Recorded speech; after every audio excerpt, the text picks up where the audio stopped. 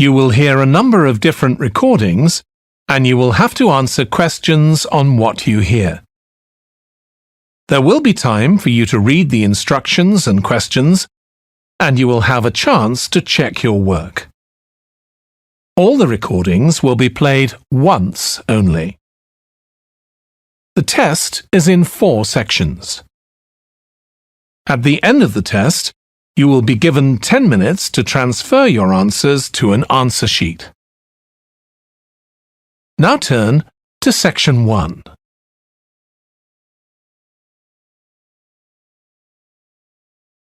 Section 1. You will hear a man phoning a woman who lives in an English city called Bandford to get some advice about moving to that city. First, you have some time to look at questions 1 to 5.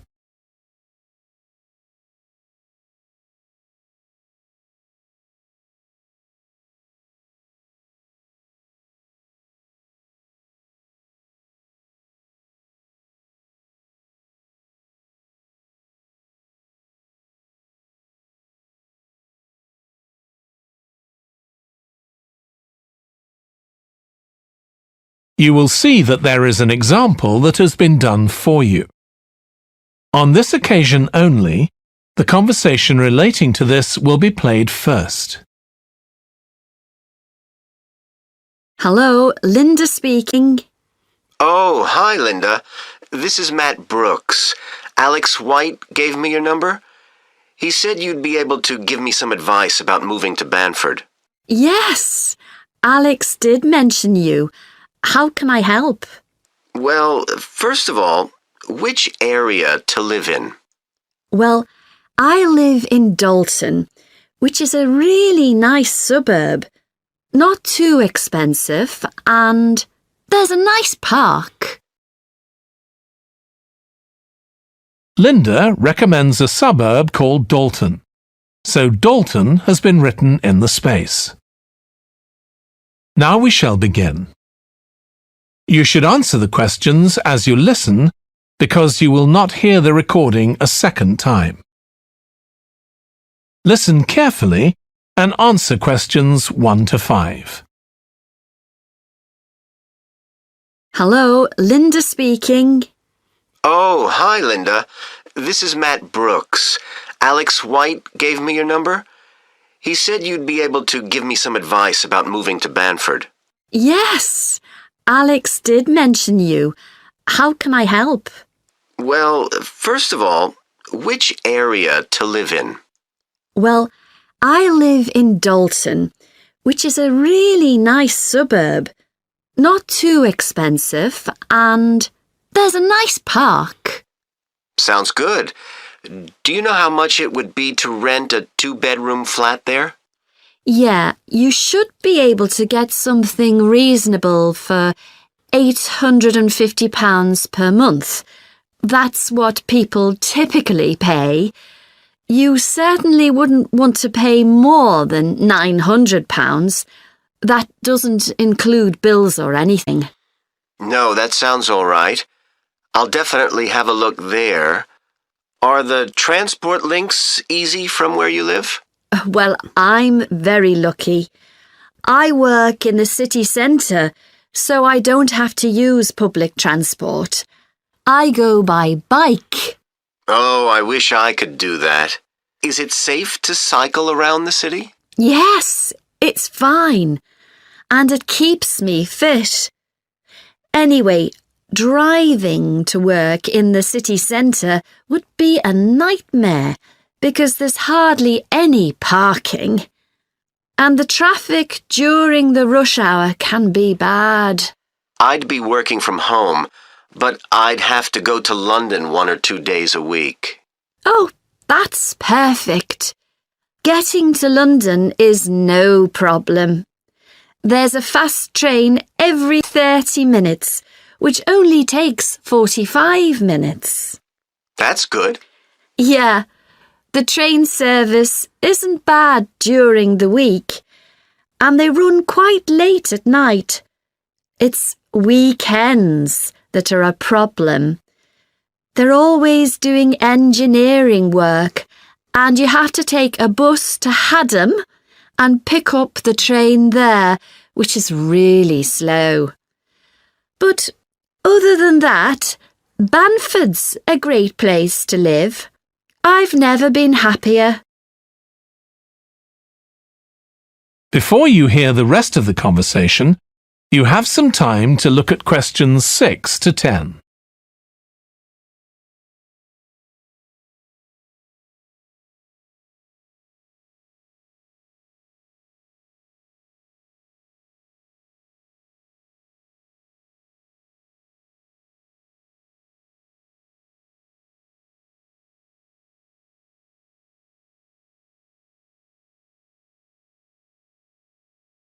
Now listen and answer questions 6 to 10. There are some nice restaurants in the city centre and a brand new cinema, which has only been open a couple of months. There's a good arts centre too. Sounds like Bandford's got it all. Yes, we're really lucky. There are lots of really good aspects to living here. The schools are good, and the hospital here is one of the best in the country. Everyone I know who's been there's had a positive experience. Oh, I can give you the name of my dentist too, in Bridge Street, if you're interested. I've been going to him for years, and I've never had any problems.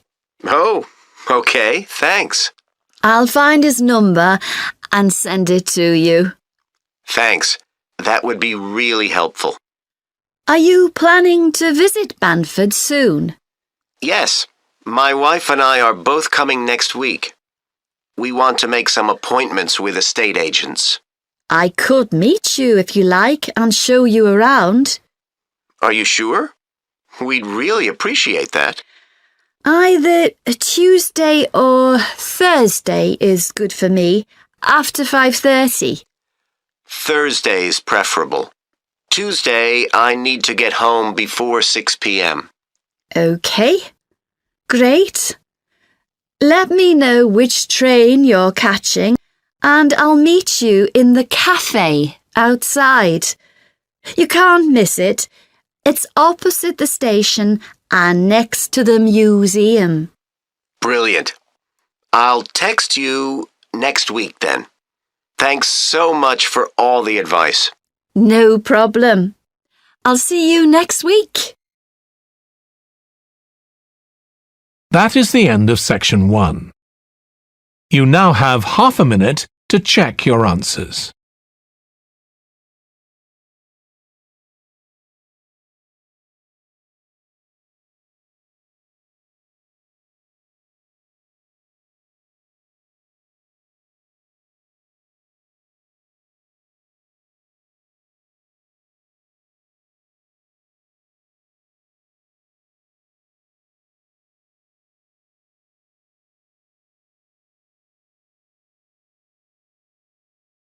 Now turn to section 2.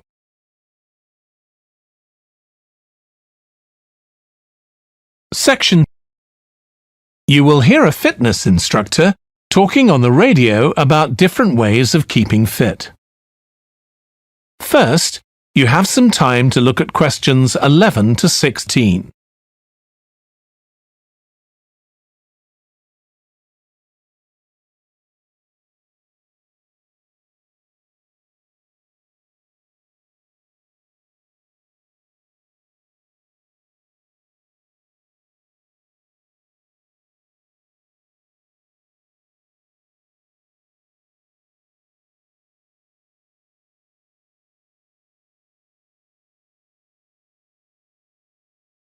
Now listen carefully and answer questions 11 to 16. So, if you're one of those people who hasn't found the perfect physical activity yet, here are some things to think about which might help you make the right decision for you. The first question to ask yourself is whether you would enjoy training in a gym. Many people are put off by the idea of having to fit a visit to the gym into their busy day. You often have to go very early or late, as some gyms can get very crowded. But with regular training, you'll see a big difference in a relatively short space of time. Running has become incredibly popular in recent years. That's probably got a lot to do with the fact that it's a very accessible form of exercise. Anyone can run, even if you can only run a few meters to begin with. But make sure you get the right shoes. It's worth investing in a high-quality pair, and they don't come cheap. Another great thing about running is that you can do it at any time of day or night. The only thing that may stop you is snow and ice. Swimming is another really good way to build fitness. What attracts many people is that you can swim in an indoor pool at any time of year. On the other hand, it can be quite boring or solitary. It's hard to chat to people while you're swimming lengths. Cycling has become almost as popular as running in recent years.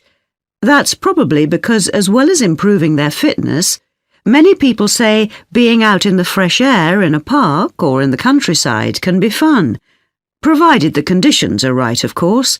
Only fanatics go out in the wind and rain. Yoga is a good choice for those of you looking for exercise which focuses on developing both a healthy mind and body. It's a good way of building strength, and with the right instructor, there's less chance of hurting yourself with other more active sports. But don't expect to find it easy. It can be surprisingly challenging, especially for people who aren't very flexible. Getting a personal trainer is a good way to start your fitness program.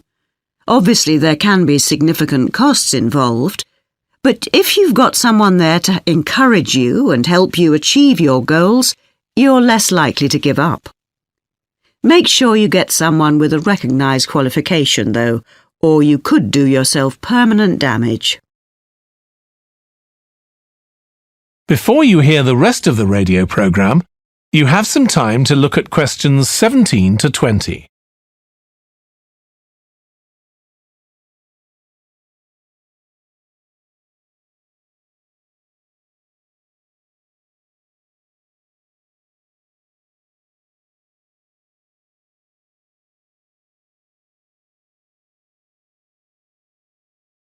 Now listen and answer questions 17 to 20.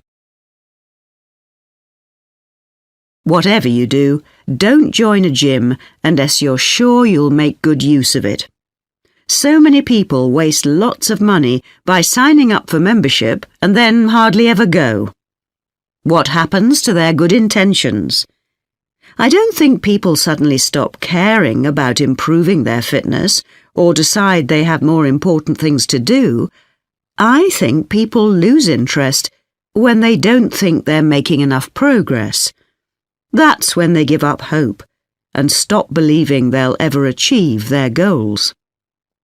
Also, what people sometimes don't realise when they start is that it takes a lot of determination and hard work to keep training week after week, and lots of people don't have that kind of commitment. One thing you can do to help yourself is to set manageable goals. Be realistic and don't push yourself too far. Some people advise writing goals down, but I think it's better to have a flexible approach. Give yourself a really nice treat every time you reach one of your goals. And don't get too upset if you experience setbacks. It's a journey. There are bound to be difficulties along the way. That is the end of section 2. You now have half a minute to check your answers.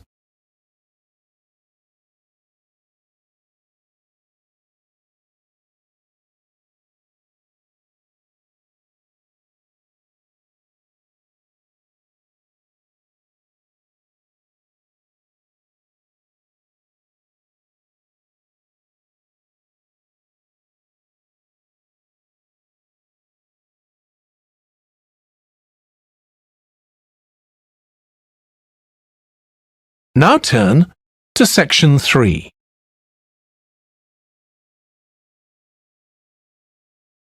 Section 3. You will hear a textile design student called Jim discussing his project on using natural dyes for colouring fabrics with his tutor.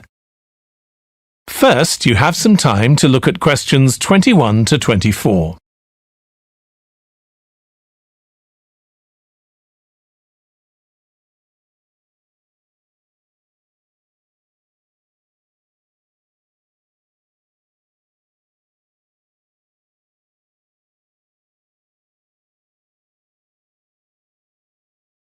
Now listen carefully and answer questions 21 to 24. OK, Jim, you wanted to see me about your textile design project. That's right. I've been looking at how a range of natural dyes can be used to colour fabrics like cotton and wool. Why did you choose that topic? Well, I got a lot of useful ideas from the museum, at that exhibition of textiles. But I've always been interested in anything to do with colour. Years ago, I went to a carpet shop with my parents when we were on holiday in Turkey, and I remember all the amazing colours. They might not all have been natural dyes. Maybe not, but for the project, I decided to follow it up. And I found a great book about a botanic garden in California that specialises in plants used for dyes. OK, so in your project, you had to include a practical investigation. Yeah. At first I couldn't decide on my variables. I was going to just look at one type of fibre, for example, like cotton. And see how different types of dyes affected it? Yes. Then I decided to include others as well. So I looked at cotton and wool and nylon. With just one type of dye? Various types, including some that weren't natural, for comparison. OK. So I did the experiments last week. I used some ready-made natural dyes. I found a website which supplied them. They came in just a few days, but I also made some of my own. That must have taken quite a bit of time. Yes. I thought it'd just be a matter of a teaspoon or so of dye, and actually that wasn't the case at all.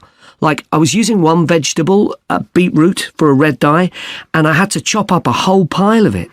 So it all took longer than I'd expected. One possibility is to use food colourings. I did use one. That was a yellow dye, an artificial one. Tartrazine? Yeah, I used it on cotton first. It came out a great colour. But when I rinsed the material, the colour just washed away. I'd been going to try it out on nylon, but I abandoned that idea. Were you worried about health issues? I thought if it's a legal food colouring, it must be safe. Well, it can occasionally cause allergic reactions, I believe. Before you hear the rest of the discussion, you have some time to look at questions 25 to 30.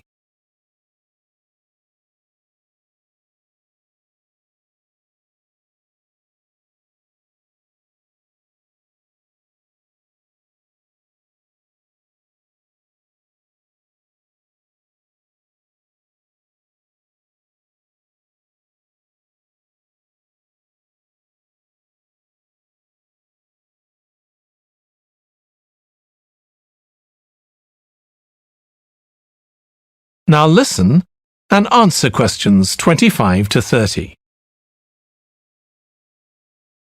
So what natural dyes did you look at?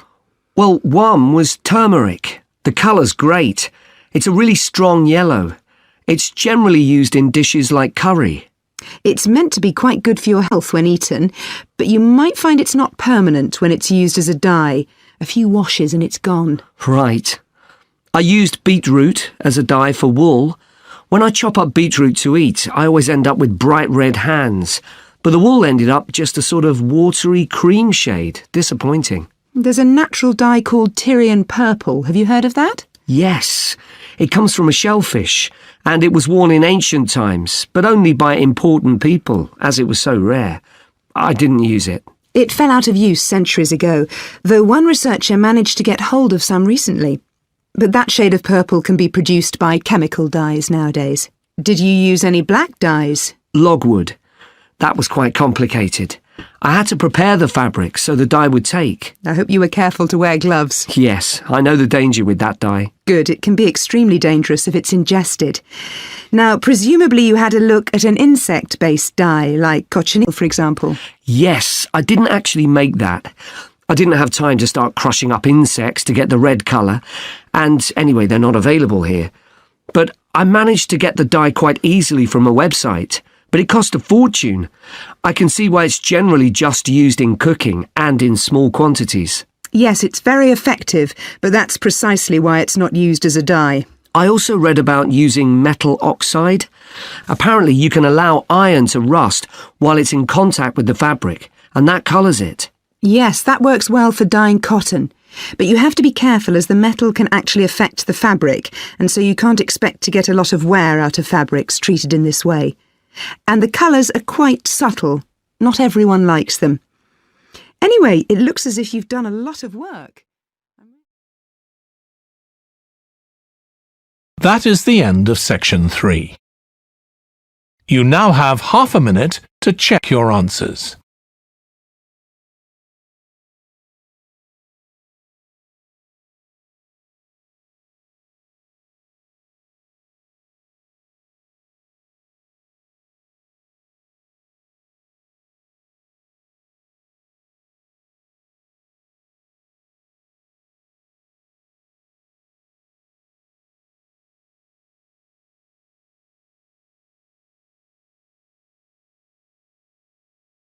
Now turn to section 4.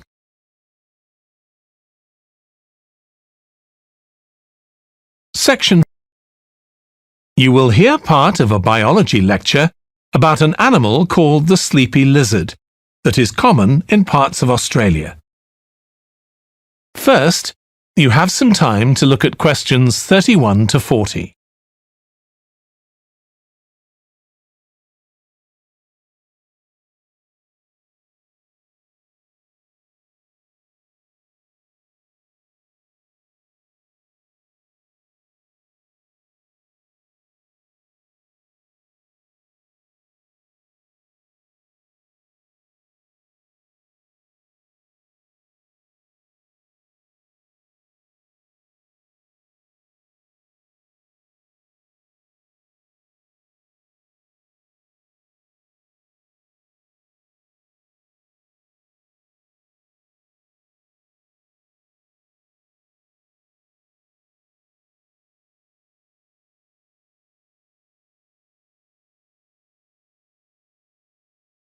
Now listen carefully and answer questions 31 to 40. Last week we started looking at reptiles, including crocodiles and snakes. Today, I'd like us to have a look at another reptile, the lizard, and in particular, at some studies that have been done on a particular type of lizard whose Latin name is Tiliqua rugosa. This is commonly known as the sleepy lizard because it's quite slow in its movements and spends quite a lot of its time dozing under rocks or lying in the sun. I'll start with a general description. Sleepy lizards live in Western and South Australia, where they're quite common. Unlike European lizards, which are mostly small, green and fast-moving, sleepy lizards are brown, but what's particularly distinctive about them is the colour of their tongue, which is dark blue, in contrast with the lining of their mouth, which is bright pink. And they're much bigger than most European lizards. They have quite a varied diet, including insects and even small animals, but they mostly eat plants of varying kinds. Even though they're quite large and powerful, with strong jaws that can crush beetles and snail shells, they still have quite a few predators. Large birds like cassowaries were one of the main ones in the past, but nowadays they're more likely to be caught and killed by snakes. Actually, another threat to their survival isn't a predator at all, but is man-made. Quite a large number of sleepy lizards are killed by cars when they're trying to cross highways. One study carried out by Michael Frick at Flinders University investigated the methods of navigation of these lizards. Though they move slowly, they can travel quite long distances. And he found that even if they were taken some distance away from their home territory, they could usually find their way back home as long as they could see the sky. They didn't need any other landmarks on the ground.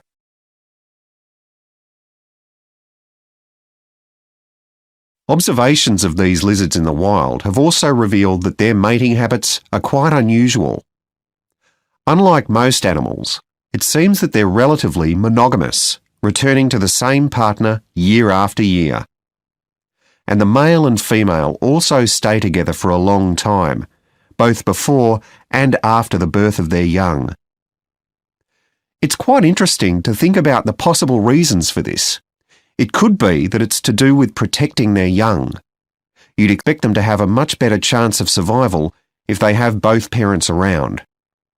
But in fact, observers have noted that once the babies have hatched out of their eggs, they have hardly any contact with their parents. So there's not really any evidence to support that idea. Another suggestion is based on the observation that male lizards in monogamous relationships tend to be bigger and stronger than other males. So maybe the male lizards stay around so they can give the female lizards protection from other males. But again, we're not really sure. Finally, I'd like to mention another study that involved collecting data by tracking the lizards. I was actually involved in this myself. So we caught some lizards in the wild and we developed a tiny GPS system that would allow us to track them, and we fixed this onto their tails. Then we set the lizards free again, and we were able to track them for 12 days and gather data, not just about their location, but even about how many steps they took during this period. One surprising thing we discovered from this is that there were far fewer meetings between lizards than we expected. It seems that they were actually trying to avoid one another. So why would that be? Well, again, we have no clear evidence, but one hypothesis is that male lizards can cause quite serious injuries to one another. So maybe this avoidance is a way of preventing this, of self-preservation if you like. But we need to collect a lot more data before we can be sure of any of this. That is the end of section 4. You now have half a minute to check your answers.